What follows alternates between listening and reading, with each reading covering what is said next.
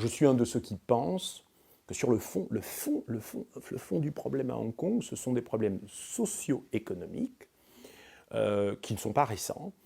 et qu'il faut régler par ce que j'appelle un New Deal à Hong Kong, et notamment vraiment régler le problème du logement, qui est un problème très sérieux et qui touche véritablement les jeunes.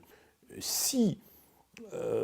les gens réalisent ces problèmes de fond, évidemment, le gouvernement de Hong Kong et certainement le gouvernement central ont tous les moyens, les ressources nécessaires pour s'attaquer aux problèmes. Et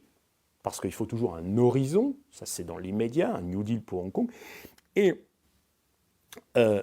il faut parler plus de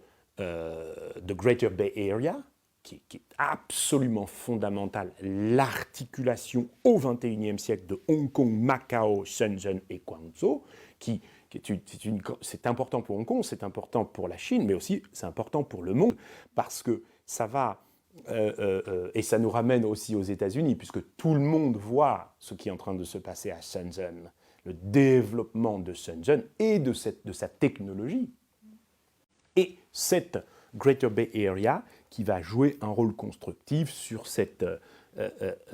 une ceinture, une route, mais surtout une route, puisque ça c'est l'aspect maritime des nouvelles routes de la soie, Chine, Asie du Sud-Est,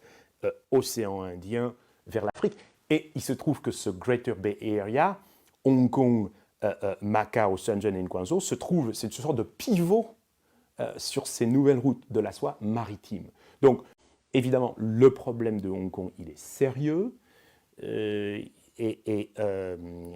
dure, mais il n'est pas nouveau, parce qu'on a eu des mouvements en 2003, on a eu des mouvements en 2014. À la racine, je pense qu'il faut s'attaquer aussi aux problèmes socio-économiques.